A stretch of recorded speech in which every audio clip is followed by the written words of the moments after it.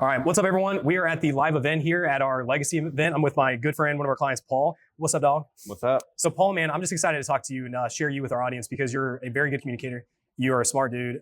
You extract so much value from this community and this program, which I understood wasn't really the case for a minute there. You were like, man, I don't know if it's working. But then like you came on a few of my calls and you're like, dude, it's fucking awesome. Like, and you actually started implementing. We'll talk about all that. But quick backstory. So Paul came in, he was charging $69 a month, a lot of in-person hours. You're about 10, 15 hours in person, right? Yep. A week. Also, you were full-time though already in this business. Yes. Yeah. And now you've been able to restructure your team, fix your profit margins. You're doing 12 to 15K months. Brought your wife in the business. We're going to talk about that, which is a fun topic of conversation. And you guys are still together, so that's a good sign. But yeah, man, take me back. So charging $69 a month. Like, talk me through, like, how'd you get there? How did you even start training? And like, what beliefs had to overcome? And like, now you're charging $400 a month? We're charging $600 a month. $600 a month, even better. All right, cool. Talk us through that. Yeah, so like I've been in the industry for 8 years. Love the in-person world, and then got into management, and essentially it was just I just knew that I could start my own company. I didn't know that people would even pay more than $50 a month or whatever for online coaching. And the objective was volume and just have an app out there that people just come on and work out. Yeah, so, I'm glad you brought that up because a lot of people think that that's the plan. Yeah, and it's good if you want a lot of you're not going to have nearly as much impact. You're not going to change lives nearly as effectively. And then, the turnover is just going to be extensive. Yeah, hard to get clients that way too. Absolutely. Yeah, so you had built the app, and so that was the $69 a month? Yep. Okay, Yep. How many users did you have eventually on it? We were scaling up to like, I don't know, 20, 30 amounts on my own. Yeah. So I wasn't really able to build it much. It was just extremely frustrating. Yeah. And it's funny, the lesson that a lot of coaches have to go through where they think that's the best business plan. They try to do it and they're like, oh, getting clients for this is actually really hard. And I need like thousands of users, and then the churn, like getting people to actually stay on the app. Absolutely. Super high. Absolutely. Yeah. So where are you at now, man? Like, what are you charging? And talk about like your transition of getting clients for that offer. Like now you're running ads, doing content. Did you ever see yourself doing that? I never did. I really thought it was just going to be like, oh, I have to get, like, obviously virality is great and all, but that's how I thought we were going to have to do this. Like, oh, I just need the algorithm to pick something up, but it's way more, I've learned it's way more strategic. Yeah. So we're charging around like $600 a month, and we're consistently bringing that number up. And our months are between 12 and 15K, growing ever since. So yeah. And how many followers do you have on social media now? So we're at 2,600. When we started with you guys, we're around 1,000. Yeah. And again, we're we understand when we want to get more followers, like exactly how to do that. Yeah. How to speak to yeah. that audience. And so when you mentioned that you thought that like virality was the only way, it's interesting, right? So you thought that. So is the lesson that you've learned now is that your posts don't necessarily have to go viral, but they need to go deep, and you need to be able to speak in a certain way. I know you had this one post that you were sharing with me where you're talking about the idea of like energy drinks and like over caffeinating, and it was a great post. And you're like, this thing didn't get much engagement, but I know it got me a few clients. Yes. Right? Have you seen that happen a few times? Oh yeah, absolutely. Like you post something, and like over time, you're learning like exactly how to speak to that individual, and then it just when someone actually comes to you and says like, what you said really resonated with me, and like it speaks to me, and you're professional. It kind of just blows you away. Like, wow, I didn't even know that's a possibility on social media. Well, dude, I think that's a big advantage you have. And this is kind of off topic, but your conviction and your communication ability. And I assume you got a lot of that like from a leadership position that you worked in. Like, have you always been a good communicator? Is that something you've had to learn?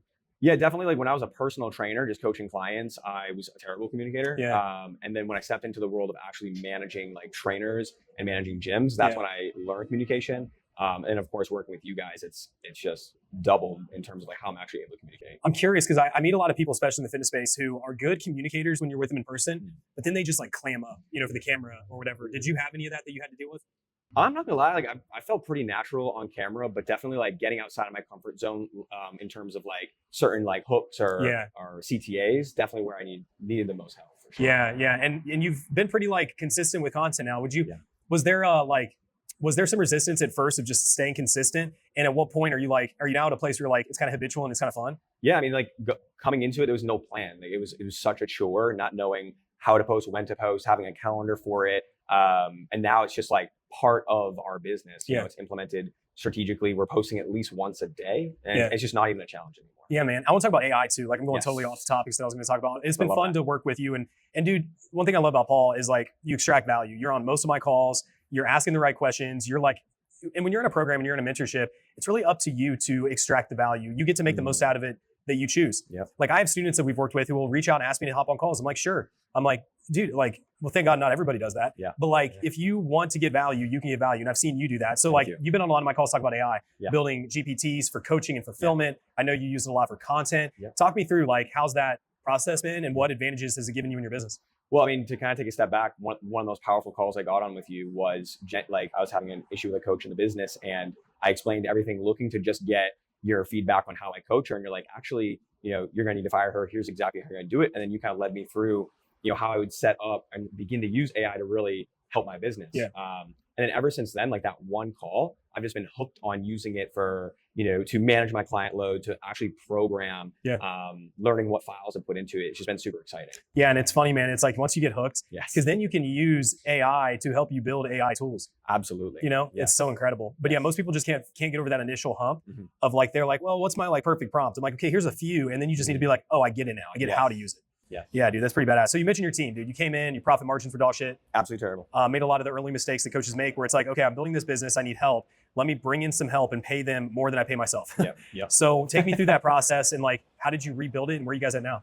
Yeah. So, I mean, coming in, it was really just one of those, it was a passion project where we're like, oh, we all get to make a ton of money. Right. And then I started to realize, and Amanda started to realize that, we have to actually have a company that saves money and is strategic with where money goes.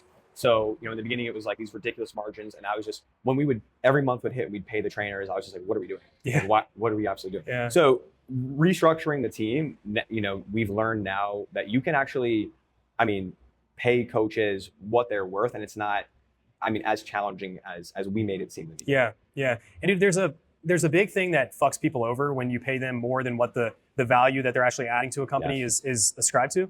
It's no different than a kid, man. If you're raising children and you're like giving that kid everything, they become entitled. Yes, and that is exactly, couldn't have said it better. Yeah, and entitlement is like a recipe for just like a terrible life. Yes. So now you brought your wife in the business, Amanda, and I know you and I talked a lot through that, and you were kind of like, I wouldn't say you were nervous about it, but you're just like, man, it seems like a risky move. There was a lot of pushback you guys had faced from her family. Talk me through that, man, and like, how did you get over the advice from people that are like, you shouldn't do that, it's risky. Like, how'd you guys get past that? Well, it's actually crazy to see how, for me, it's like I've always been in the fitness industry. Making a leap was rather easy, and then kind of putting myself in her shoes, where it's like she has some of that pushback, and how it has been challenging for her to like even commit fully until recently, where she's like really been able to communicate with her family. Although it's one of those things where they won't believe it till they see it, right? And just having her truly like get on more calls, step into the role more consistently. She's living like she is an entrepreneur instead of a corporate. Okay. I love that, man. Yeah. And she came from a corporate background too. So like, man, I think it's a huge advantage. You have the advantage of having done in-person training and work in a corporate background, a leadership position, because all that stuff gives you such an advantage in building a business. Like 100%. Learning that structure, like everything helps, right? Man, and I just love like people who work with their spouse. Like it's a superpower. It's been fun. Has it helped your guys' relationship too in general? Absolutely. Earlier on, it's just like consistently learning how to, I don't know, when to like correct and when am I just like overstepping. And then like, we I think being able to know when we're focusing on a relationship and when we're focusing on business, when we focus on a relationship, it's become so much more powerful. Yeah. It's more intentional then. Absolutely. Yeah, I love that, man. I guess like, dude, last thing, what would you say to somebody who might've been in your position? So more specifically, someone who's like in person, maybe has come from a corporate background, working in person, trying to launch the online thing. Maybe you're like, I'm going to launch a low ticket app, undercharge, trying to transition. Like, what advice would you give them? Yeah, especially if you're transitioning from the in-person world to the online world, think about like most of these people, I'm assuming, are working at a gym, right? Taking such a small cut. Like their client pays about $100 a session. These clients are already investing $500 to even $1,200 a month to get one piece of the pie. So think about transitioning this to online and just charging what you're worth. Like they're already paying $1,200, although your paycheck reflects $30 a session. You got to remember they're paying so much money to only get a small segment of what it's going to take for them to get to their goal. Yeah, because it's like, so it is such a small component of it. Absolutely. Yeah, man. Well, dude, that's great, dude. Thank you for sitting down, asking these questions. We're at this event, by the way. Like, is this the first event that you've come to? First one. Okay. Oh man, my brain right now. It's great. So you just like fill me in there, dude. Like, what are the not like specific tactical takeaways? Because we talk about content, marketing, all these things, but like, what does it mean to just be a part of like a community now and feeling like, dude, I have some people that I like can vibe with and like connect with? Because it was just you and James. Yeah. It's great to know that like a lot of the feelings I have going through the entrepreneurship roller coaster, I'm not alone. Right? And it's like crazy. It's like, do I ever experience unique feelings?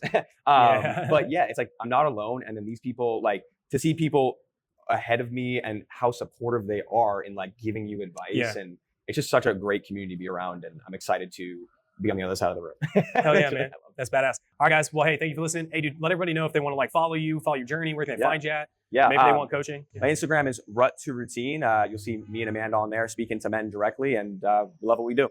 Right on. Thank you, guys. See you on the next one.